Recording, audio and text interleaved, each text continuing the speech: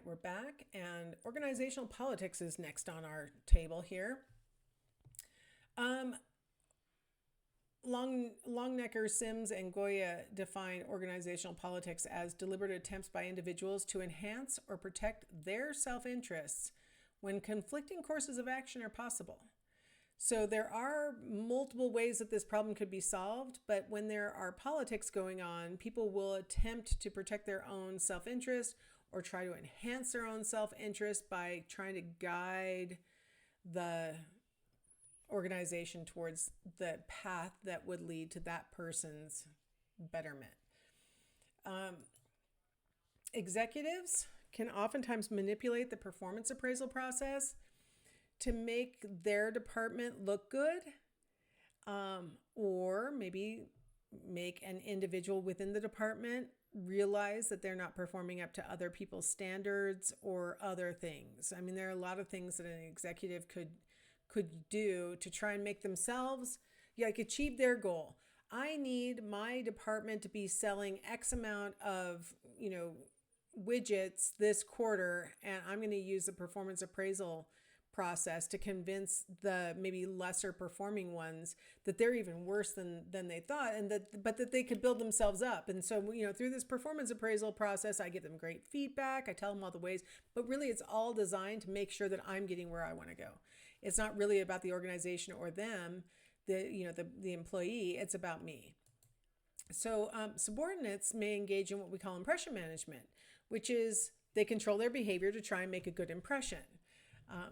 This always makes me think of when I was in like third grade. I remember we were all sitting around coloring, and the principal came in, and I'm sure that the teacher was like being looked at or whatever, but I felt like we were being looked at.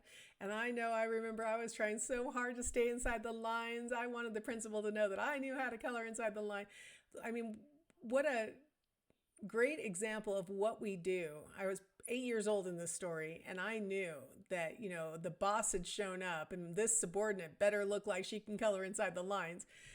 We oftentimes see that subordinates will manage their behavior when the district manager shows up, or, when the CEO tours the floor or whatever. You see subordinates trying to make sure that they appear to be really good and diligent employees.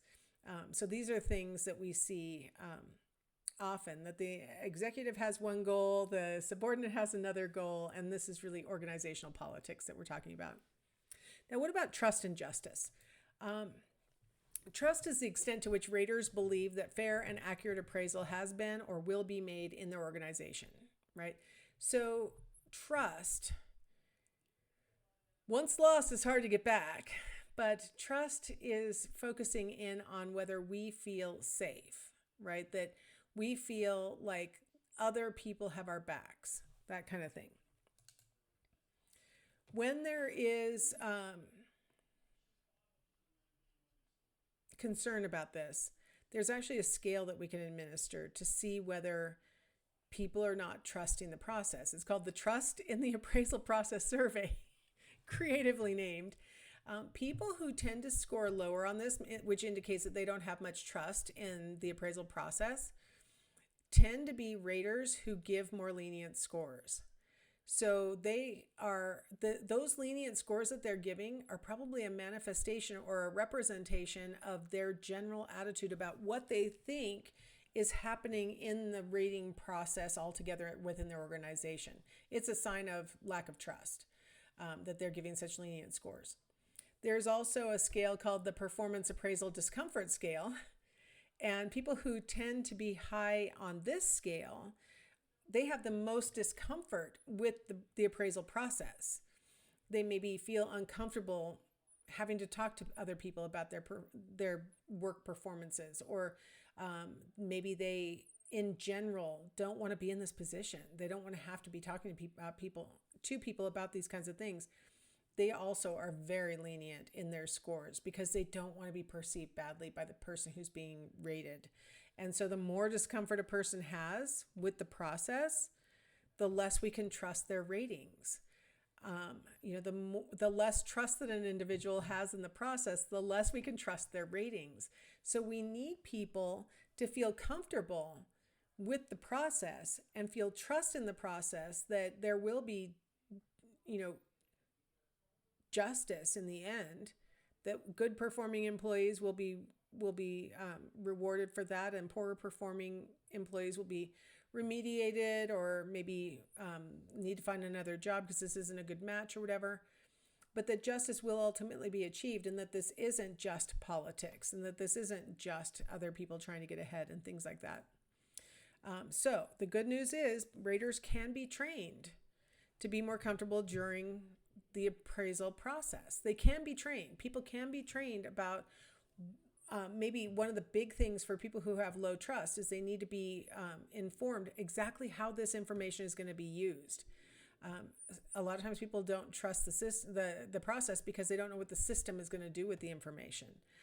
If you have generalized discomfort in being a rater, there's training available that will help you to become more comfortable, to focus in on the things that you need to focus in. Like that frame of reference training can be really helpful for helping a person to get over their generalized discomfort about rating other people. It's not fun. It's not fun, but you do get better if you trust the system and you believe that the information is useful. Sticking on the trust and justice topic, the justice issue, if raters or ratees see the appraisal process as unfair or biased, its psychometric quality will be irrelevant. It does not even remotely matter whether you've made the greatest graphics scale or bar scale, or you've designed the perfect checklist. It doesn't matter. None of that matters if either the rater or the ratee sees it as unfair or biased. They're not answering honestly anyway. They're not administering it correctly anyway. So we have to make sure that our raters and our ratees believe in the justice part of this. So the implicit person theory says that people can change, that you can, in fact, change your behaviors that are maybe not ideal at the workplace, or that you can change your reaction to being rated and stuff like that. And so supervisors who are more believing in people's ability to change tend to be ones who are perceived as more just in their appraisals. So those very supervisors who are the most likely to think people can change, if I give them feedback, they can change their behavior to, improve and get higher scores next time, and feed their own career and help the organization to thrive and all those things. The supervisors who believe that their employees can change tend to be perceived by their employees as more just. So you can assess your own implicit person beliefs. It's not it's not a test or something like that. It's just opinions. So in this little scale, and you can pause me when I get to all of it done. In fact, I'll put it right here. Whoops, I'll put it here and you can pause me after I talk. So these questions, you can go through them. Your rating scale is at the top. You can pause me. Okay, you're back. I love pretending like that's happening. And then we have these items. In the actual class, if we were in the room, we'd read it out loud together. But okay, now pause me again and do these. All right, you're back, and I'm going to assume that you played along. If you didn't play along, rewind a little bit because it might be fun to play along. So to compute your score on that scale, add up your ratings for just the odd items. On the even items, you're going to reverse your ratings. So what that means is if you gave it a 1, make it a 6. If you gave it a 2, make it a 5. So you're literally changing your score to its polar opposite from the Likert scale.